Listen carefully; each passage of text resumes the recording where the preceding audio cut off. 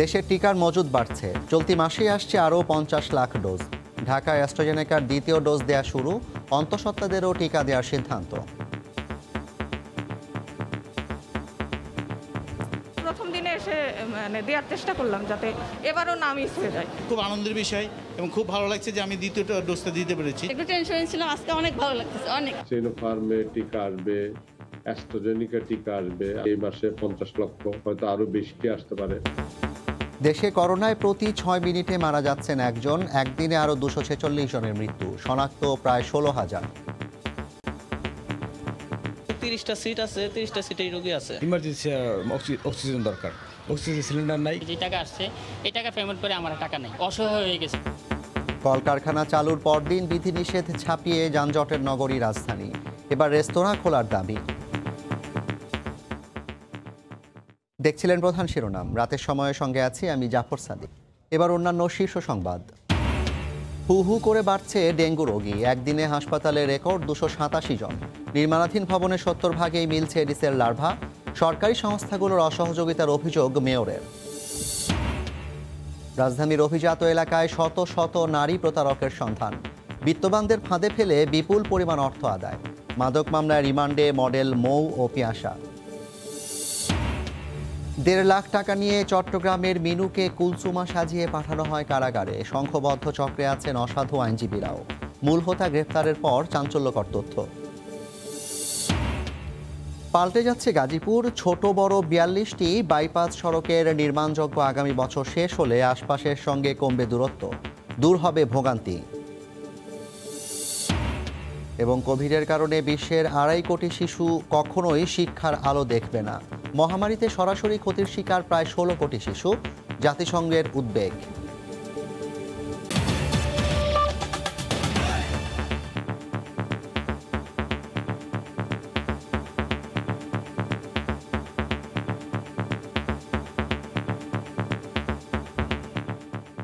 শুরুতেই করোনা পরিস্থিতির খবর।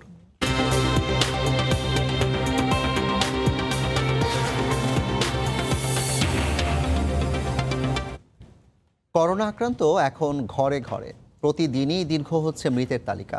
করোনায় 24 ঘন্টায় মারা গেছেন 246 জন, শনাক্ত প্রায় 16,000। আইসিইউ আর শয্যা সংকট তীব্র হচ্ছে হাসপাতালে। স্বাস্থ্যবিধি মানার বিকল্প নেই বলে জানান চিকিৎসকরা। রিপোর্টার ও জেলা প্রতিনিধিদের পাঠানো তথ্য ছবিতে রিপোর্ট। দানবীয় রূপ নিয়েছে করোনা, প্রতিদিন দীর্ঘ হচ্ছে মৃত্যুর মিছিল, সংক্রমণও ঊর্ধ্বমুখী। প্রতি মিনিটে শনাক্ত হচ্ছে 11 জনের বেশি, আর প্রতি 6 মিনিটে মৃত্যু হচ্ছে একজনের। সব মিলিয়ে বেসামাল দেশের করোনা পরিস্থিতি। গত 2 সপ্তাহ ধরেই মৃত্যু ঊর্ধ্বমুখী, প্রতিদিনই ভাঙছে আগের রেকর্ড। হাসপাতালগুলোতে স্থান সংকুলান হচ্ছে না নতুন রোগীর। বেঁচে থাকার একমাত্র ভরসা আইসিইউ বা অক্সিজেন সিলিন্ডারের পেছনে ছুটছেন রোগীর স্বজনরা। সর্বোচ্চ মারা গেছেন ঢাকা বিভাগে 76 জন। আইসিইউর যে রাখা আছে 54 ঘন্টা রাখা হয়েছে, 54 ঘন্টাতে যে বিল আসছে, যে টাকা আসছে এই টাকা পেমেন্ট করে আমার টাকা নেই, অসহায় হয়ে গেছে। আমার রোগীর আইসিইউর বেডের দরকার, দিতে পারতেছে না। বাবার অক্সিজেন লেভেল হলো 36, ইমার্জেন্সি অক্সিজেন দরকার, অক্সিজেন সিলিন্ডার নাই। চট্টগ্রামে জুলাইয়ের শেষে এসে আবারও ভয়াবহ রূপ নিয়েছে প্রাণঘাতী করোনা ভাইরাস। এ বিভাগে দেশের দ্বিতীয় সর্বোচ্চ মৃত্যু 64 জন, তার মধ্যে কুমিল্লায় 19, ব্রাহ্মণবাড়িয়ায় 12 ও চট্টগ্রামে 11 জন। দেশের তৃতীয় সর্বোচ্চ মৃত্যু খুলনা বিভাগে 30 জন, এর মধ্যে সর্বোচ্চ কুষ্টিয়ায় 6 জন। এছাড়া 5 জন করে মারা গেছেন খুলনা ও মেহেরপুরে। রাজশাহী বিভাগে 24 ঘন্টায় 22 জনের মৃত্যু হয়েছে, তাদের মধ্যে বগুড়ার 10 ও নাটোরের 5 জন। শনাক্তের হার প্রায় 19%। 25টা থেকে 30টা সিট আছে, 30টা সিটেই রোগী আছে। এখনই সবাইকে সতর্ক হতে হবে, স্বাস্থ্যবিধি মেনে চলতে হবে, অবশ্যই মাস্ক পরতে হবে। বরিশাল বিভাগে মারা গেছেন 16 জন, শনাক্তের হার প্রায় 37%। এ অবস্থায় স্বাস্থ্যবিধি মানার বিকল্প নেই বলছেন চিকিৎসকরা। ডেল্টা ভেরিয়েন্টটা বিভিন্ন উপসর্গ নিয়ে আসে, ওরা যে অক্সিজেন শ্বাসকষ্টতে ভোগে ওরকম প্র্যাকটিক্যালি সে বুঝতেও পারে না। 24 ঘন্টায় ময়মনসিংহ বিভাগে করোনায় মারা গেছেন 10 জন, তাদের মধ্যে ময়মনসিংহের 6 এবং নেত্রকোনা ও জামালপুরের 2 জন করে। এখনো অনেক সিরিয়াল আছে, অনেক। এত মহামারী অবস্থায় পেশেন্টরা এত বেশি এফেক্টেড, কি করবে লোকজন বলেন। এছাড়া 14 জন করে মারা গেছেন সিলেট ও রংপুর বিভাগে। আহসানুল করিম, সময় সংবাদ। করোনা পরিস্থিতি এবং ডেঙ্গু নিয়ে আলোচনা করতে স্টুডিওতে আছেন সহকর্মী আফজাল হোসেন। সরাসরি তার কাছে আলোচনায় যাচ্ছি। আফজাল, আপনাকে স্বাগত জানাচ্ছি স্টুডিওতে। আফজাল, আপনি প্রতিনিয়ত এইসব নিয়ে কথা বলে থাকেন, তো আজকে দেশের করোনা পরিস্থিতিটা কি যদি একটু জানাতেন আমাদেরকে। আজকে দেশের করোনা পরিস্থিতি যেটি বলি যে 5 দিনে মৃত্যুর সংখ্যা 1000 হলো। মানে আমরা যদি বলি জুলাইয়ের কথা, যে জুলাইয়ে সবচেয়ে ভয়াবহ মাস আমরা পার করেছি জুলাইয়ের মৃত্যুর এক মাসে মারা গেছে 6182 জন, আর এর আগের মাসে এপ্রিলে মারা গিয়েছিল 2404 জন, আর আজকে 2 আগস্টে মারা গেছে 24 ঘন্টায় 246 জন। আমরা যদি দেশের 24 ঘন্টায় করোনা পরিস্থিতি দেখি তাহলে মারা গেছে 246 জন, শনাক্ত 15,989 জন, শনাক্তের হার 29.91%, অর্থাৎ 100 জনে টেস্ট করলে 3 জন করোনা পজিটিভ পাওয়া যাচ্ছে। আর মোট শনাক্ত 12,80,317 জন, মোট মৃত্যু 21,162 জন। এই হচ্ছে সামগ্রিক অবস্থা। আমরা দেখতে পাচ্ছি যে 28 জুলাই মৃতের সংখ্যা কিন্তু ছিল প্রায় 20,000, আর এই 5 দিনেই মৃতের সংখ্যা 21,000 ছাড়িয়ে গিয়েছে। আমরা যদি বিভাগ ভিত্তিক মৃত্যুর পরিসংখ্যানটা দেখি তাহলে বরাবরের মতো শীর্ষে রয়েছে ঢাকা বিভাগ 76 জন, চট্টগ্রামে 64 জন, খুলনায় 30 জন, রাজশাহীতে 22 জন। এরপরে যদি আমরা বলি বরিশালের কথা, তাহলে বরিশালে আমরা দেখতে পাচ্ছি মারা গেছেন 24 ঘন্টায় 16 জন, সিলেটে 14 জন, রংপুরে 14 জন, ময়মনসিংহে 10 জন। এই যে 246 জন মারা গেছে, এর মধ্যে পুরুষ মারা গেছে 137 জন, নারী মারা গেছে 109 জন, আর সরকারি হাসপাতালে মারা গেছে 181 জন, বেসরকারি হাসপাতালে মারা গেছে 49 জন, আর বাসায় মারা গেছে 15 জন, আর মৃত অবস্থায় হাসপাতালে এসেছেন 1 জন। এই হচ্ছে 24 ঘন্টার। এর মধ্যে তো বোধহয় টিকার কার্যক্রমও চলছে, কিন্তু একটা রিপোর্ট আমরা এরকম দেখতে পেলাম সামাজিক যোগাযোগ মাধ্যমে যে প্রতি টিকা না নেওয়া প্রতি 100 জনের মধ্যে 3 জন মারা যাচ্ছেন, আর টিকা নেওয়া 1000 জনের মধ্যে 3 জন মারা যাচ্ছেন। আপনার এই প্রশ্নের উত্তরটি হয়তো আমরা যে এখন যে রিপোর্টটি দেখব, ফারুক ভূঁইয়া রবিন রিপোর্টটি করেছেন, দীর্ঘদিন পর অ্যাস্ট্রাজেনেকার টিকা দেওয়া শুরু হয়েছে, এটি নিয়ে আমাদের সহকর্মী ফারুক ভূঁইয়া রবিন একটি রিপোর্ট করেছেন, আমরা রিপোর্টটি দেখব। কাটলো অনিশ্চয়তা, দীর্ঘ প্রতীক্ষার পর মিলছে অ্যাস্ট্রাজেনেকার দ্বিতীয় ডোজ। প্রথম ডোজ নেয়ার পর নির্ধারিত 2 মাস পার হয়েছে অনেক আগেই, কারো 4 মাস। অবশেষে বহুকাঙ্ক্ষিত দ্বিতীয় ডোজ পেয়ে স্বস্তি টিকা গ্রহীতাদের মধ্যে। 4 মাস অলরেডি হয়ে গেছে, তো একটু টেনশনেও ছিলাম যে পাবো কি পাবো না, তারপর যাক অবশেষে আসলো, এবং এই জন্যই আমি প্রথম দিনে এসে দেওয়ার চেষ্টা করলাম যাতে এবারও না মিস হয়ে যায়। খুব আনন্দের বিষয় এবং খুব ভালো লাগছে যে আমি দ্বিতীয় ডোজটা দিতে পেরেছি, যদিও বা যে সময়টা ছিল ওই সময়টা পার হয়ে গেছে। একটু টেনশন ছিল, আজকে অনেক ভালো লাগতেছে, অনেক পাইছি, এটা অনেক খুশি। তবে অ্যাস্ট্রাজেনেকার দ্বিতীয় ডোজ শুরুর প্রথম দিনে সামনে এসেছে সমন্বয়হীনতার ছাপু। সরকারি ঘোষণার পরও টিকাদান শুরু না করায় রাজধানীর অনেক কেন্দ্র থেকে ফিরে যেতে হয় দ্বিতীয় ডোজ প্রত্যাশীদের। এখানে বললো যে অক্সফোর্ড টিকা এখনো এদের এখানে আসেনি, আজকে আমরা নিতে পারবো না। আজকে বলছে 1 সপ্তাহ পর খবর নেই। এখন আমি আসছি কুমিল্লা থেকে, এখন আমি এসে যদি দেখি এই অবস্থা, তো আমি আমার ব্যাক করতে হবে কুমিল্লায়, তাহলে আমার এই অযথা এই হয়রানি করার কি দরকার ছিল? এটা তো ভোগান্তি, করোনার ভিতরে বাইরে হওয়া নিষেধ, আবার বাইরে হয়ে আমি ব্যাক করে চলে যাব। এর মধ্যেই বঙ্গবন্ধু শেখ মুজিব মেডিকেল বিশ্ববিদ্যালয়ের এক গবেষণার ফলাফল বলছে অ্যাস্ট্রাজেনেকার 2 ডোজ গ্রহণকারী ব্যক্তিদের 98% দেহেই তৈরি হয়েছে অ্যান্টিবডি। প্রথম ডোজ নেওয়ার পরে কিন্তু উল্লেখযোগ্য পরিমাণে অ্যান্টিবডি তৈরি হয়েছে, যেটা কিন্তু আমরা বলেছি কাট আউট ভ্যালু 50। দ্বিতীয় ডোজ নেওয়ার পরে সেটির পরিমাণকে অ্যান্টিবডি আরও বেড়ে গিয়েছে। এদিকে জাতীয় টিকা পরামর্শ কমিটির সুপারিশের পর এবার অন্তঃসত্ত্বা ও সদ্য মা হওয়া নারীদের দ্রুত টিকার আওতায় আনতে যাচ্ছে সরকার। মা তার জীবন বাঁচানো এবং দ্বিতীয়ত গর্ভস্থ শিশুরও জীবন বাঁচানোতে এটা সহায়ক হতে পারে। তো সুতরাং আমরা যদি বাংলাদেশে হার্ড ইমিউনিটি অর্জন করতে চাই, সেক্ষেত্রেও তাদেরকে বাদ দিয়ে এটা সম্ভব নয়। সব বিবেচনায় আমরা এটার পক্ষে মত দিয়েছি। অন্তঃসত্ত্বা নারীদের অগ্রাধিকার ভিত্তিতে টিকা দেওয়ার বিষয়ে সোমবার 72 ঘন্টার মধ্যে সুনির্দিষ্ট সিদ্ধান্ত জানতে চেয়েছে হাইকোর্ট। ফারুক ভূঁইয়া রবিন, সময় সংবাদ, ঢাকা। এই রিপোর্টটিতে অর্থাৎ বঙ্গবন্ধু মেডিকেলের যে গবেষণা প্রতিবেদন, এই প্রতিবেদনটি করা হয়েছে মূলত 209 জন করোনা পজিটিভ রোগীর যারা দ্বিতীয় ডোজ প্রথম ডোজ টিকা নিয়েছেন তাদের উপর ভিত্তি করে, এবং তারা বলছেন যে 98% করোনা আক্রান্ত থেকে যারা সেরে উঠেছেন তাদের দেহে অ্যান্টিবডি তৈরি হয়েছে। যারা এর আগে করোনা আক্রান্ত হয়েছিলেন কিন্তু টিকাও নিয়েছেন, তাদের দেহে অ্যান্টিভাইরাসের বা ইয়ার সংখ্যাটা বৃদ্ধি পেয়েছে। আর 2 মন্ত্রী আজকে করোনা নিয়ে কথা বলেছেন, দেশের টিকার মজুদ বাড়ছে, এই মাসে আরও 50 লাখ ডোজ করোনার টিকা আসবে, সেটি নিয়ে একটি রিপোর্ট রয়েছে আমাদের হাতে। আমাদের সহকর্মী শাতিলা শারমিন রিপোর্টটি করেছেন, আমরা রিপোর্টটি দেখব। চলতি বছর জানুয়ারিতে অক্সফোর্ড অ্যাস্ট্রাজেনেকার ফর্মুলায় ভারতের সেরাম ইনস্টিটিউটে উৎপাদিত কোভিশিল্ড টিকা দিয়ে দেশে শুরু হয় টিকাদান কার্যক্রম। টিকা সংকটে মাঝে প্রায় 2 মাস ভ্যাকসিনের নিবন্ধন বন্ধ থাকলেও সিনোফার্ম ও মডার্না আসার পর জুলাইয়ে শুরু হয় পুরোদমে টিকাদান কার্যক্রম। সোমবার দুপুরে এক ভার্চুয়াল সেমিনারে যুক্ত হয়ে স্বাস্থ্যমন্ত্রী জাহিদ মালেক জানান, চলতি মাসেই নতুন করে আসছে 50 লাখ করোনা টিকা। এদিকে রাষ্ট্রীয় অতিথি ভবন পদ্মায় চীনা রাষ্ট্রদূতের সঙ্গে বৈঠক শেষে পররাষ্ট্রমন্ত্রী ডক্টর এ কে আব্দুল মোমেন জানান, চীনের সঙ্গে টিকার যৌথ উৎপাদন এখন সময়ের ব্যাপার মাত্র।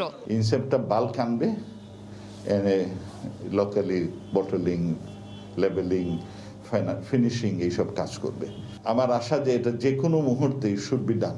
সই করার পরেও মাস 2 লাগবে। এই মাসেও সিনোফার্মে টিকা আসবে, অ্যাস্ট্রাজেনিকা টিকা আসবে। আমাদের কনফার্মলি আছে এই মাসে 50 লক্ষ, হয়তো আরো বেশি আসতে পারে, এবং ফাইজারের টিকাও এই মাসে আসার কথা। এদিকে মার্কিন মুল্লুকের কোম্পানি জনসন অ্যান্ড জনসন নিয়ে 2 মন্ত্রীর কথার সুর কিছুটা ভিন্ন। স্বাস্থ্যমন্ত্রী দাবি করেন, আন্তর্জাতিক টিকা সুবিধা কোভ্যাক্সের আওতায় আগামী বছর 7 কোটি ডোজ টিকা পাবে বাংলাদেশ। পররাষ্ট্রমন্ত্রীর মতে, দাম বেশি হওয়ায় 1 ডোজের টিকা জনসন অ্যান্ড জনসন এখনো সংগ্রহ শুরু করেনি কোভ্যাক্স। জনসন অ্যান্ড জনসন যেটা শুনলাম, প্রতিটা ভ্যাকসিনের দাম $82। হ্যাঁ, সেই জন্য বোধহয় যারা আমাদের দান করতেছেন ওইটা কিনতেছেন না, এই জন্য পাঠাচ্ছেন না। তবে তারা নিশ্চয়ই কিনবেন, কারণ কোম্পানিগুলোকে জিয়ে রাখতে হবে, তো তখন হয়তো কিছু দান করবেন। জনসন এন্ড জনসনের টিকা নেওয়ারও আমরা প্রতিশ্রুতি আমাদের কাছে চেয়েছিল, আমরা দিয়েছি। সেখানেও প্রায় 7 কোটি টিকা, সেটা আগামী বছরে। দেশে গত 6 মাসে টিকা নিয়েছেন 1 কোটি 34 লাখের বেশি মানুষ। শাতিলা শারমিন, সময় সংবাদ, ঢাকা। জাফর, আফজাল, যেমনটি দেখলাম যে টিকার অনেক সুখবর আমরা পাচ্ছি, কিন্তু বাস্তবতাটা কি সেটা একটু যেমনটি বলবেন। পাশাপাশি হচ্ছে দক্ষিণ এশিয়ায় টিকা গ্রহণে বাংলাদেশের অবস্থা কি? এখনো 2 কোটি মানুষ কিন্তু টিকা নিতে পারেননি। দক্ষিণ এশিয়া বলি, বৈশ্বিক পরিস্থিতিতে বাংলাদেশ সহ বিশ্বের 217টি দেশে এখন টিকা দেওয়া চলছে। এই 217টি দেশের মধ্যে বাংলাদেশের অবস্থান 155তম, এবং টিকা দেওয়ার শতাংশ যদি বলি 0.11%। আমরা টিকার কি অবস্থা সেটি একটু জানতে চাই। টিকার অবস্থা বলতে গেলে এখন পর্যন্ত, অর্থাৎ আগামীকালকে দুপুর পর্যন্ত টিকার নিবন্ধন হয়েছে 1,61,08,000 জন। আর টিকা এই পর্যন্ত এসেছে, মোট আমাদের হাতে এসেছিল 2,35,00,000 ডোজ। এই হচ্ছে আমাদের টিকার মোটামুটি মজুদ। কিন্তু এর থেকেও কিন্তু আমরা টিকা দিয়েছি। আমরা যে 2,35,00,000 টিকার মধ্যে আমরা টিকা দিয়েছি, প্রথম ডোজ পেয়েছেন 91,08,144 জন, আর দ্বিতীয় ডোজ পেয়েছেন 43,51,667 জন। অর্থাৎ এই প্রথম দ্বিতীয় ডোজ মিলিয়ে আমরা যতটুকু দেখতে পাচ্ছি যে 1,34,00,000 মানুষ কিন্তু টিকা পেয়েছেন। আর টিকার যে অবস্থা, তাহলে বোঝা যায় যে আগামী 7 তারিখ থেকে গণহারে টিকা দেওয়া হচ্ছে। দেশের 16,015টি টিকা কেন্দ্র হবে, ইউনিয়ন পর্যায়ে, পৌরসভা পর্যায়ে টিকাগুলো দেওয়া হবে। তাহলে আমার যদি টিকার মজুদটা যদি আরও না বাড়ায়, তাহলে গণহারে টিকার দেওয়ার প্রয়োগটা কতটুকু সম্ভব হবে, ফলপ্রসূ হবে। গত 6 মাসে আমরা এখনো প্রথম ডোজে 1 কোটি শেষ করতে পারিনি। আর আজকে যদিও স্বাস্থ্যমন্ত্রী বলেছেন 50 লাখ ডোজ টিকা আসছে, এখন টিকা আর কি আসছে আমরা একটু যদি দেখতে চাই যে টিকা স্বাস্থ্যমন্ত্রী কি বলেছেন। আগামী সপ্তাহে সিনোফার্মের 34 লাখ টিকা আসবে, আগস্ট মাসে অ্যাস্ট্রাজেনেকার 6 লাখের বেশি টিকা আসবে, আর সেপ্টেম্বর মাসে ফাইজারের 60 লাখ টিকা আসবে। আর যদি জনসন অ্যান্ড জনসনের কথা বলি, সেটি আসবে আগামী বছরের সেপ্টেম্বরে 7 লাখের মতো টিকা আসবে। যদিও এই দাম নিয়ে এখন কিন্তু একটা ধোঁয়াশা তৈরি হয়েছে, যে পররাষ্ট্রমন্ত্রী যেটি বললেন যে $80 1 ডোজ টিকার দাম, তো সেটি কি হয় সেটি এখন দেখার বিষয়। আর এই করোনা পরিস্থিতির মধ্যে আমরা দেখছি যে দিনকে দিন এই ডেঙ্গু পরিস্থিতি মারাত্মক আকার ধারণ করেছে। সাধারণত বলা হয়ে থাকে জুন থেকে সেপ্টেম্বর এই কয়েক মাস হচ্ছে ডেঙ্গু জ্বরের জন্য মারাত্মক একটা সময়। আমরা গত বছর দেখেছিলাম যে ডেঙ্গুতে মারা গিয়েছিল 1,405 জন শনাক্ত হয়েছিল। গত বছরে ডেঙ্গু শনাক্ত হয়েছিল 1,405 জন। আর এই কয় মাসেই ডেঙ্গুর যে কি পরিস্থিতি, সেই পরিস্থিতি নিয়ে আমরা আমাদের সহকর্মী রাশেদ বাপের একটি রিপোর্ট রয়েছে, আমরা রিপোর্টটি দেখব। রিপোর্টটি দেখার পরেই মূলত এই নিয়ে আলোচনা করব। জাফর, এক মাসেরও বেশি সময় ধরে সিটি কর্পোরেশনের ক্যাম্পেইন, মাইকিং, সামাজিক যোগাযোগ মাধ্যম থেকে গণমাধ্যমে বিজ্ঞাপন, এমনকি বাড়ি বাড়ি গিয়ে জনসচেতনতামূলক কার্যক্রম, কোনো কিছুরই যেন কমতি নেই। অথচ রাজধানী নির্মাণাধীন এই ভবনগুলোই যেন এডিসের উর্বর প্রজনন ক্ষেত্র। সিটি কর্পোরেশনের তথ্য বলছে রাজধানীতে নির্মাণাধীন এমন 100টি ভবনের অন্তত 65টিতেই মিলছে এডিসের লার্ভা। মিরপুর 1 নম্বর মাজার রোডের নির্মাণাধীন এই ভবনটি যেন এডিসের চারণভূমি। জমে থাকা পানিতে লাখ লাখ লার্ভা, অথচ সেদিকে কোনো খেয়ালই নেই নির্মাণকারী প্রতিষ্ঠান কিংবা ভবন মালিকের। সোমবার এডিস নিধনের চিরুনি অভিযানে এসে এমন চিত্র দেখে চোখ কপালে উত্তর সিটি কর্পোরেশনের। প্রশ্ন ওঠে 1 মাসেরও বেশি সময় ধরে চলা সচেতনতা কার্যক্রম ও সাধারণ মানুষের তৎপরতা নিয়ে। কিছু না, সামনে 20 টাকার কেরোসিন, সবাইকে একটু ছেড়ে দিলে কিন্তু মশাটা মরে যায়। কিন্তু ভবন নির্মাণকারী প্রতিষ্ঠানটিকে জরিমানা করা হয় 1 লাখ টাকা। তবে আশপাশের বাসিন্দারা বলছেন কিছু মানুষের অসচেতনতার দায় নিতে হচ্ছে পুরো এলাকার মানুষকে। এই বিল্ডিংয়ের মালিককে তাদের স্বীকারোক্তিমূলক জবানবন্দির ভিত্তিতে মোবাইল কোর্ট আইনের আওতায় এনে তাদেরকে আমি 1 লাখ টাকা জরিমানা করেছি। তারা কোটি কোটি টাকা খরচ করে যে বিল্ডিং করতেছে, তারা যদি একটু সচেতন হতো তাহলে পুরাটা পরিষ্কার রাখতে পারতো। এইখানেই লক্ষ লক্ষ মশা, এই মশাগুলোই দিন শেষ হলে আমাদের ঘরে যাবে। এ পর্যায়ে এসে হতাশায় ঝরে পড়ল উত্তর সিটির মেয়রের কণ্ঠে। বললেন এডিস নির্মূলে মিলছে না অন্যান্য সরকারি সংস্থার সহযোগিতা। রাজ্যকে গিয়েছি, বিভিন্ন অর্গানাইজেশনে যাচ্ছি আমরা, ইভেন কনস্ট্রাকশন যে রিহাব যেটা আছে, আমি রিহাবের সাথে কথা বলেছি, কেউ কিন্তু এগিয়ে আসছে না। যদি এগিয়ে না আসে তাহলে 1 লাখ সিটি কর্পোরেশনের পক্ষে কিন্তু এটা অসম্ভব ব্যাপার। কিন্তু ডেঙ্গুর বিরুদ্ধে নগরবাসীকে সামাজিক আন্দোলন গড়ে তোলার উপর জোর দিচ্ছে সিটি কর্পোরেশন। রাশেদ বাপ্পি, সময় সংবাদ, ঢাকা। জাফর, আমরা ডেঙ্গুর যে পরিস্থিতি দেখছি তা কিন্তু দিন দিন ভয়াবহ একটা অবস্থার দিকেই যাচ্ছে। জনগণের সহায়তাও পাচ্ছে না বলে দাবি করেছে সিটি কর্পোরেশন। অন্য যে সরকারি সংস্থাগুলো তাদেরও সহায়তা পাচ্ছে না। আসলে বাস্তবতা কি? বাস্তবতা হচ্ছে, আমরা সর্বশেষ ডেঙ্গু পরিস্থিতি দেখে নিই, তারপরে এই প্রশ্নের উত্তরটা দিচ্ছি। ডেঙ্গু পরিস্থিতির সর্বশেষ যে পরিস্থিতি, গত 24 ঘন্টায় ডেঙ্গু রোগী ভর্তি হয়েছেন সারা দেশে 287 জন। ঢাকায়, এর মধ্যে ঢাকায় 279 জন, আর ঢাকার বাইরে ডেঙ্গু রোগী ভর্তি হয়েছেন 8 জন। সর্বমোট রোগীর সংখ্যা 3182 জন। ডেঙ্গু সন্দেহে মৃত্যু 4 জন। এই যে 4 জন ডেঙ্গু সন্দেহে মারা গেছে, এটা এখনও কিন্তু কনফার্ম করেননি আইডিসি এর পক্ষ থেকে, কারণ এখনও তারা পরীক্ষা নিরীক্ষা করছেন।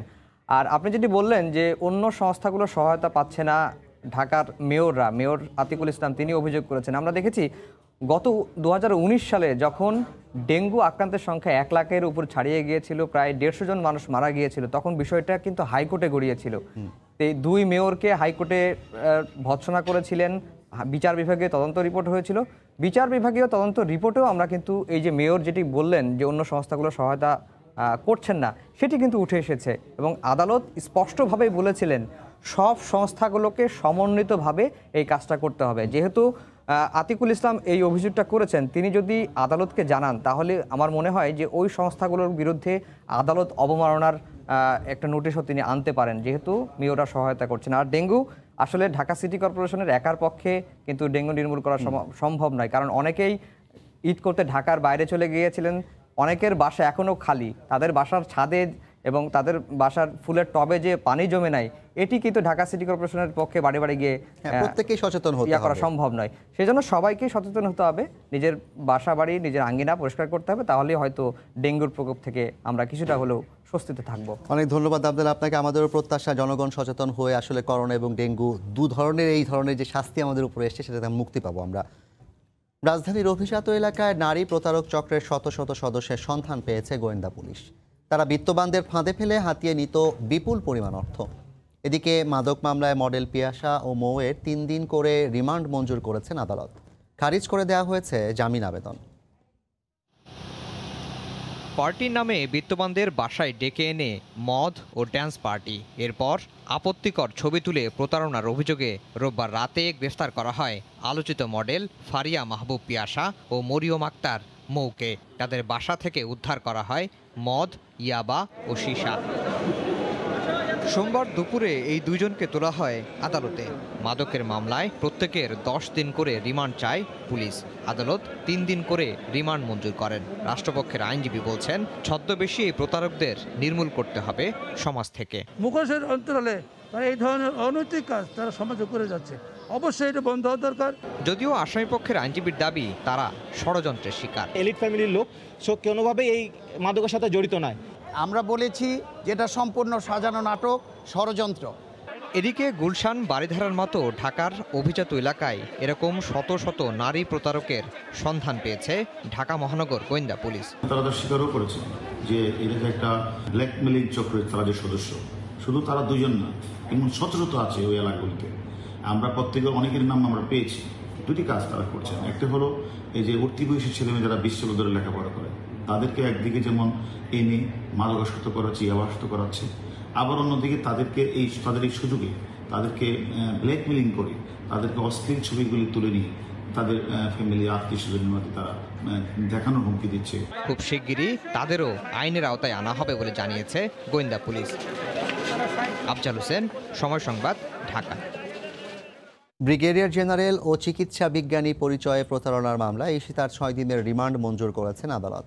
বিকেলে সিএমএম আদালতে হাজির করার পর প্রতারণায় 2 মামলায় তার সহযোগী মোহাম্মদ শহীদুল ইসলামের 5 দিন করে 10 দিনের রিমান্ড আবেদন করে পুলিশ। আদালত ঈশিতা ও তার সহযোগীর 3 দিন করে 6 দিনের রিমান্ড মঞ্জুর করেন। বিভিন্ন সংস্থার প্রতিনিধি পরিচয়ে প্রতারণার অভিযোগে রাজধানীর মিরপুর এলাকা থেকে রোববার তাদের গ্রেফতার করা হয়। এ সময় তার বাসা থেকে ভুয়া আইডি কার্ড, পাসপোর্ট, জাল সনদ, ল্যাপটপ, ইয়াবা, বিদেশি মদ, 2টি ইউনিফর্ম ও র্যাঙ্ক ব্যাজ উদ্ধার করে র্যাব। 1.5 লাখ টাকা চুক্তিতে চট্টগ্রামের মিনু আক্তারকে কুলসুমা সাজিয়ে পাঠানো হয় কারাগারে। পুরো প্রক্রিয়ার সঙ্গে সম্পৃক্ত ছিল সংঘবদ্ধ একটি চক্র। এই চক্রের 2 সদস্যকে গ্রেপ্তারের পর বের হয়ে আসে চাঞ্চল্যকর এসব তথ্য। বিস্তারিত জানাচ্ছেন কমল দে।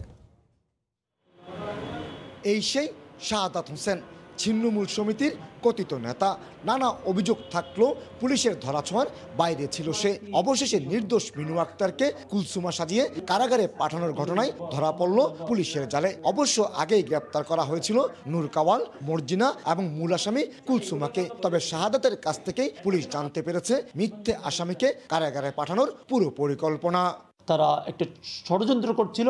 এই 2 লক্ষ টাকা যখন দেয় নাই, পরবর্তীতে তাদের কুলসুমা এবং মর্জিনাকে মারধর করে এলাকাটাকে তাড়িয়ে দিয়েছে এবং তাড়িয়ে দেওয়ার পরে এই শাহাদাত এবং নূর কাওয়ালি তাদের 2টো প্লট দখল করে নিয়েছে। শাহাদাত, নূর কাওয়াল, মর্জিনা চক্র কুলসুমার হয়ে মানসিক ভারসাম্যহীন মিনু আক্তারকে জেলে পাঠালো। তার সাথে সম্পৃক্ততার অভিযোগ উঠেছে 4 আইনজীবী এবং 1 আইনজীবী সহকারের বিরুদ্ধে। মিনু আক্তারের বিষয়টি প্রকাশ্যে আসার পর উচ্চ আদালত এই 5 জনকে শোকজ করেছে। এই কুলসুমির এই মামলাটাতে যেটা মিনু আক্তার সম্পৃক্ত হইল এবং মারা গেল, সে এই মামলাটাতে 4 জন আইনজীবী এবং 1 জন আইনজীবী সহকারীকে হাইকোর্ট তলব করেছেন। তাদেরকে কারণ দর্শানোর জন্য নোটিশ জারি করেছে। এই ব্যাপারটি এখন হাইকোর্টে বিচারাধীন রয়েছে। এই আইনজীবীদের সংশ্লিষ্টতা নিয়ে তাদের একটি রুল হয়েছে, সেই কারণে আমরা এই ব্যাপারটি এখন তদন্ত করলেও আমরা এই ব্যাপারে হাইকোর্টের আদেশের উপর নির্ভর করব। 2006 সালের নগরীর রহমতগঞ্জ এলাকায় এক নারী খুনের ঘটনায় আদালত 2017 সালে কুলসুমাকে যাবজ্জীবন কারাদণ্ড দেয়। কিন্তু সন্তানদের ভরণ পোষণের প্রস্তাব পেয়ে 2018 সালে মিনু আক্তার যাবজ্জীবন সাজাপ্রাপ্ত আসামি কুলসুমা সেজে কারাভোগ করতে আদালতে আত্মসমর্পণ করেন। পরবর্তীতে চলতি বছরের 16 জুন কারাগার থেকে মুক্তি পেল। 13 দিনের মাথায় সড়ক দুর্ঘটনায় মৃত্যু হয় মিনু আক্তারের। কমল দে, সময় সংবাদ, চট্টগ্রাম। পাল্টে যাচ্ছে গাজীপুর। দুর্দশা থেকে রেহাই পেতে যাচ্ছেন শিল্পনগরীর 40 লাখ নাগরিক। দীর্ঘদিনের অচলাবস্থা ভেঙে নগরী জুড়ে চলছে সড়ক নির্মাণের মহাযজ্ঞ। অলিগলি থেকে শুরু করে নির্মাণ কাজ চলছে প্রায় 750 কিলোমিটার নতুন বাইপাস সড়কের। প্রায় 31,000 ঘরবাড়ি ভেঙে বের করা হয়েছে 8,000 বিঘা জমি। আগামী বছরের মধ্যে এসব কাজ শেষ হবে বলে প্রত্যাশা গাজীপুরের মেয়রের। মাহমুদ রাকিবের রিপোর্ট, ছবি তুলেছেন নিজামুদ্দিন। কয়েক মাস আগেও ছিল 15 থেকে 20 ফুট গভীর বিল বা ডোবা। সেখানে ইট, মাটি ও বালু ফেলে করা হয়েছে প্রায় 15 কিলোমিটার দীর্ঘ ও 60 ফুট প্রশস্ত সড়ক। এখন চলছে রোলার দিয়ে শেষ মুহূর্তের গাঁথুনি। মূলত ঢাকা ময়মনসিংহ মহাসড়কের গাজীপুর অংশের উপর চাপ কমাতেই করা হয়েছে টঙ্গী কাপাসিয়া নতুন এই বাইপাস সড়কটি। 329 বর্গ কিলোমিটারের গাজীপুর সিটিতে করা হচ্ছে এমন ছোট বড় 42টি বাইপাস সড়ক। পুরো সিটিকে 8টি জোনে ভাগ করে নতুন করে নির্মাণ করা হচ্ছে প্রায় 750 কিলোমিটার সড়ক। এসব করতে গিয়ে এরই মধ্যে প্রায় 31,000 ঘর বাড়ি ভেঙে 8,000 বিঘা জমি রাস্তার জন্য ছেড়ে দিয়েছে গাজীপুরবাসী। মসজিদ মাদ্রাসা যা কিছু আছে এটা ভাঙচুর পড়ছে, মেয়র সব করে দিব। তবে আমাদের যে জায়গা সম্পদ গেছে এটা আমরা স্ব-ইচ্ছায় দোকানপাট বাড়িঘর আমরা ভেঙে দিছি। রাস্তাগুলো হওয়ার কারণে এই দিক দিয়ে অনায়াসে ওই দিকের কৃষি ফসলগুলি খুব সুন্দরভাবে নিয়ে যাওয়া যাচ্ছে। এখন আমরা গাজীপুর থেকে সরাসরি কলেজ গেট পার হয়ে আমরা তো সহজে আব্দুল্লাহপুর পার হলে তো ঢাকা চলে যাওয়া যাইতেছে। স্টেশন রোড থেকে আমাদের যদুপুর পৌঁছতে গেলে 2 ঘন্টা 3 ঘন্টা লাগে, কিন্তু এই রোড থেকে চলে গেলে সে 20 মিনিটে চলে যেতে পারবে। নগরবাসী বলছেন গ্রামের মধ্য দিয়ে নতুন নতুন সড়ক তাদের কয়েক দশকের দুঃখ দুর্দশা ঘোচাবে। গেছে বছর কুমোর পানি হয়েছে, এই পানি দিয়ে আমরা চলাচল করছি, অনেক কষ্ট হয়েছে। আমাদের খুব তুচ্ছ তাছলি মনে করছে, এখন মনে করেন রাস্তাঘাট হইতেছে, রাস্তায় দাঁড়াইলে আমাদের বুকটা প্রশস্ত হয়ে যায়। গাজীপুরের মেয়র জানান করোনার মধ্যেও এই কর্মযজ্ঞ চলছে প্রায় 100টি প্রকল্পের আওতায়। শিগগিরই চীন, কোরিয়া ও জাপানের সহায়তায় গাজীপুরে 120 ফুট প্রশস্ত মহাসড়ক এবং জেলার ভেতর থেকে রেললাইনকে ঘিরে দুই পাশে 70 ফুট করে 140 ফুট প্রশস্ত সড়কের নির্মাণ কাজ শুরু হবে। গ্রামকে শহর করতে হবে, সেই শহরটি আমি মনে করি গাজীপুরের মধ্যে একমাত্র এটি বাংলাদেশের মধ্যে উদাহরণ হিসেবে থাকবে। এখানে কোনো রিফায়ারিং কাজটা করছি না, সম্পূর্ণ নতুন রাস্তা। এই শহর থেকে 20 মিনিটে যে কোনো জায়গা থেকে যেন আরেকটা জায়গায় যেতে পারে সে ধরে আমরা প্যাকেজ নিয়েছি। মানুষ যেন যানজটের মধ্যে না থাকতে হয় সেই পরিকল্পনা নিয়ে আমরা সামনের দিকে এগোচ্ছি। গাজীপুরবাসী বলছেন এই জেলায় এমন অসংখ্য নতুন নতুন সড়ক নির্মাণ হওয়ায় রাজধানী সহ দেশের বিভিন্ন জেলার সঙ্গে যে তাদের দীর্ঘদিনের যাতায়াতে ভোগান্তি ছিল তা থেকে তারা স্থায়ীভাবে রেহাই পাবেন। মাহমুদ রাকিব, সময় সংবাদ, গাজীপুর। দেশে কোনো আইপিটিভিকে এখন পর্যন্ত অনুমোদন দেওয়া হয়নি বলে জানিয়েছেন তথ্য ও সম্প্রচার মন্ত্রী ডক্টর হাসান মাহমুদ। দুপুরে সচিবালয়ে সাংবাদিকদের প্রশ্নের জবাবে মন্ত্রী জানান, চলতি মাসে আইপিটিভির অনুমোদন দেওয়া শুরু হবে, তবে এসব চ্যানেলে কোনো রকম সংবাদ প্রচার করা যাবে না। প্রথমত কোনো আইপিটিভিরই অনুমোদন নাই, কারণ আমরা রেজিস্ট্রেশন দেওয়া শুরু করিনি। রেজিস্ট্রেশন দেওয়ার জন্য আমরা দরখাস্ত আহ্বান করেছিলাম, সব মিলিয়ে এখন পর্যন্ত 600-র কাছাকাছি আবেদন পড়েছে। এ মাসের মধ্যেই কিছু আমরা অনুমোদন দিব। সম্প্রচার নীতিমালা যেটি মন্ত্রিসভায় পাশ হয়েছে সেই নীতিমালা অনুযায়ী কোনো আইপিটিভি সংবাদ পরিবেশন করতে পারবে না। প্রযুক্তি পণ্যের ওপর ভর করেই চলছে করোনাকালীন প্রায় সব জরুরি সেবা, অথচ বিধিনিষেধের কারণে বন্ধ রাখতে হচ্ছে প্রযুক্তি খাতের হার্ডওয়্যার পণ্যের দোকান ও সেবাদাতা প্রতিষ্ঠানগুলো। এতে ভোগান্তিতে পড়ছেন ব্যবহারকারীরা। খাত সংশ্লিষ্টদের পক্ষ থেকে প্রস্তাব পেলে ব্যবস্থা নেওয়ার আশ্বাস আইসিটি বিভাগের। কামরুল হাসান সবুজের রিপোর্ট। মহামারীকালে ঘরে বসেই অফিস, গবেষণা সহ দরকারি সব কাজ করছেন এই অর্থনীতিবিদ। তার ল্যাপটপ নষ্ট হওয়ায় হাতের স্মার্টফোনটি এখন একমাত্র ভরসা। এখন করছিলাম সেই কাজগুলো আমি ব্যাকআপ নেওয়ার আগেই আমার কম্পিউটারটা পাওয়ার অন হচ্ছে না, সো আমি ওগুলোতে অ্যাক্সেস পাচ্ছি না। স্কুল, মিটিং, চিকিৎসা, হোম অফিস, ব্যাংক, পুঁজিবাজার সহ আর্থিক প্রতিষ্ঠানের সেবা নিশ্চিত করার পাশাপাশি অনলাইন ব্যবসা বাণিজ্য চালু রাখা সহ হাজারো কাজে বাড়ছে প্রযুক্তি পণ্যের ব্যবহার। হঠাৎ এসব পণ্য বিকল হলে লকডাউনে সংশ্লিষ্ট দোকান ও সেবাদাতা প্রতিষ্ঠান বন্ধ থাকায় চরম ভোগান্তিতে পড়ছেন ব্যবহারকারীরা। এই কম্পিউটারটা বন্ধ থাকা মানে আমার ফ্যামিলিটা অচল থাকা।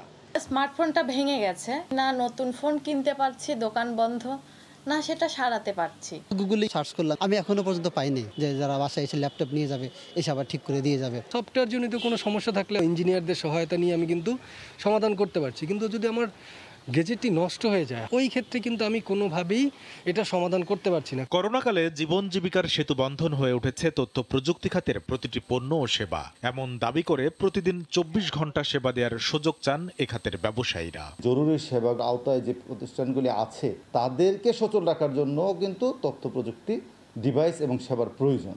সংশ্লিষ্ট সকল কর্তৃপক্ষের কাছে অলরেডি আমরা সবার কাছে চিঠিও দিয়েছি, যাতে আইসিটি সেক্টরকে, সার্ভিস খাতটাকে জরুরি সেবার আওতায় নিয়ে আসা হয়। সংশ্লিষ্ট খাতের ব্যবসায়ীদের পক্ষ থেকে সুনির্দিষ্ট প্রস্তাব পেলে হার্ডওয়্যার খাতকেও জরুরি সেবার আওতাভুক্ত করার আশ্বাস আইসিটি বিভাগের। বিজনেস কমিটি থেকে দোকানপাট খুলে ব্যবসা করবেন এই ধরনের কোনো বিষয় আমাদের সঙ্গে ওনারা শেয়ার করেন নাই, তো করলে নিশ্চয়ই আমরা সেটা ক্যাবিনেট ডিভিশনের সঙ্গে কনসাল্ট করে কিভাবে কি করা যায় সেটা হয়তো আমরা আলাপ করতে পারবো।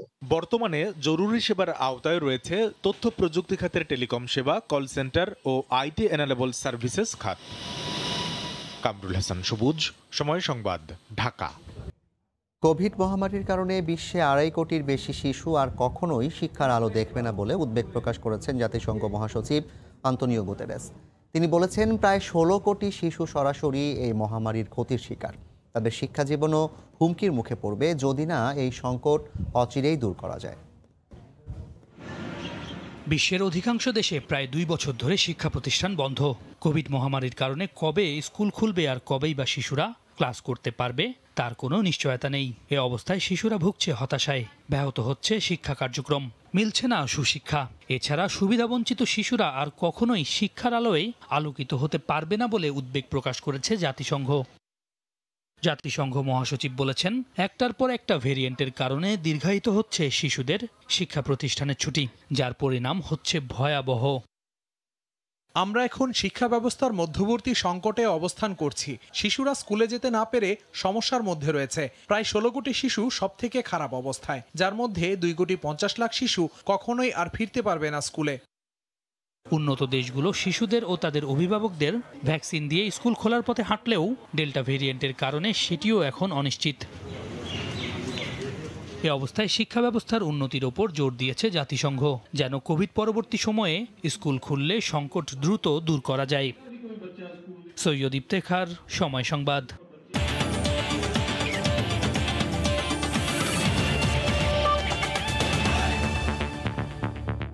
প্রথমবারের মতো দ্বিপাক্ষিক টি-20 সিরিজে মুখোমুখি হচ্ছে বাংলাদেশ অস্ট্রেলিয়া ক্রিকেট দল। প্রথম সারির বেশ কিছু ক্রিকেটারকে ছাড়াই সফরে আসা অজিদের বিপক্ষে জয় দিয়ে সিরিজ শুরুর দারুণ সম্ভাবনা দেখছেন টাইগার অধিনায়ক মাহমুদুল্লাহ রিয়াদ। অন্যদিকে টি-20 বিশ্বকাপ সামনে রেখে এই সিরিজে পরীক্ষা নিরীক্ষার আভাস দিয়েছেন অজি অধিনায়ক ম্যাথিউ ওয়েড। মিরপুর শের-ই বাংলা স্টেডিয়ামে 5 ম্যাচ সিরিজের প্রথম টি-20 শুরু হবে মঙ্গলবার সন্ধ্যা 6টায়। মন্থর উইকেটে অজিদের ঘায়েল করার পরিকল্পনায় টাইগাররা। স্মিথ, ওয়ার্নার, ম্যাক্সওয়েলরা আসেননি ঠিকই, তবুও আইপিএল বিগ ব্যাশ মাতানো ক্রিকেটারদের বিপক্ষে কাজটা যে খুব কঠিন। ম্যাচের আগের দিন শেষ বিকেলের অনুশীলনে তাই নিবিড় মনোযোগ রাসেল ডোমিঙ্গোর। জিম্বাবুয়ে থেকে নিয়ে আসা আত্মবিশ্বাস এই সিরিজেও কাজে লাগবে বিশ্বাস অধিনায়কের। টিমের জন্য একটা বড় অপরচুনিটি এবং দলের প্রত্যেকটা খেলোয়াড়ের জন্য বড় opportunity to show standard. Tamim, Mushfiq ও লিটন নেই। ব্যাটিং অর্ডারে ওপরে খেলতে হবে ক্যাপ্টেনকে। লোয়ার মিডল অর্ডারে ইয়াংস্টারদের পারফরম্যান্স সাহস যোগাচ্ছে তাকে। সোহান, আফিফ এবং শামিম দে have that capability to finish the game. এর আগে একাডেমি মাঠে অজিদের সকালটা কেটেছে বাংলার স্পিনের স্বাদ বোঝার চেষ্টায়। Adam Zampa, Ashton Agar, Mitchell সোয়েপসনরা হাত ঘোরান। তবে এই সিরিজ জেতার চেয়েও টি-20 বিশ্বকাপের টিম কম্বিনেশন সাজানোটাই বেশি জরুরি অতিথিদের কাছে। 3 বছর দলের টপ অর্ডারে খেলেছি, হুট করে মিডল অর্ডারে মানিয়ে নেওয়া চ্যালেঞ্জিং হবে। আর প্রতিটি দলই লোয়ার মিডল অর্ডারে আন্দ্রে রাসেলের মতো কাউকে চাইবে। এই পজিশনে বিশ্বকাপে ভালো সার্ভিস দেওয়ার মতো কাউকে খুঁজছি আমরাও। এর আগে টি-20তে 4 বার মুখোমুখি হয়েছিল দু দল, প্রতিবারই জয় পেয়েছে অস্ট্রেলিয়া। শ্রাবণের থেমে থেমে বৃষ্টিতে পানি জমছে কোথাও কোথাও। বাংলাদেশ অস্ট্রেলিয়া সিরিজ জুড়েই এমন বৃষ্টির শঙ্কা থাকবে। তবে সেসব ভাবনা পেছনে ফেলে অজিদের প্রথম ম্যাচেই চমকে দেওয়ার ছক কষছে টাইগাররা। মিরপুর শের-ই বাংলা স্টেডিয়াম থেকে মাকসুম আলম খান, সময় সংবাদ, ঢাকা। এই পর্যায়ের শীর্ষ সংবাদ জানিয়ে দিচ্ছি আরেকবার। দেশে টিকার মজুদ বাড়ছে। ঢাকায় অ্যাস্ট্রাজেনেকার দ্বিতীয় ডোজ দেওয়া শুরু। করোনায় একদিনে আরও 246 জনের মৃত্যু। বিধিনিষেধ ছাপিয়ে যানজটের নগরী রাজধানী। হু হু করে বাড়ছে ডেঙ্গু রোগী। একদিনে হাসপাতালে রেকর্ড 287 জন। নির্মাণাধীন ভবনের 70 ভাগেই মিলছে এডিসের লার্ভা। সরকারি সংস্থাগুলোর অসহযোগিতার অভিযোগ মেয়রের। এবং রাজধানীর অভিজাত এলাকায় শত শত নারী প্রতারকের সন্ধান। বিত্তবানদের ফাঁদে ফেলে বিপুল পরিমাণ অর্থ আদায়। মাদক মামলায় রিমান্ডে মডেল মৌ ও পিয়াসা। এই ছিল রাতের সময়। সঙ্গে থাকুন সময়।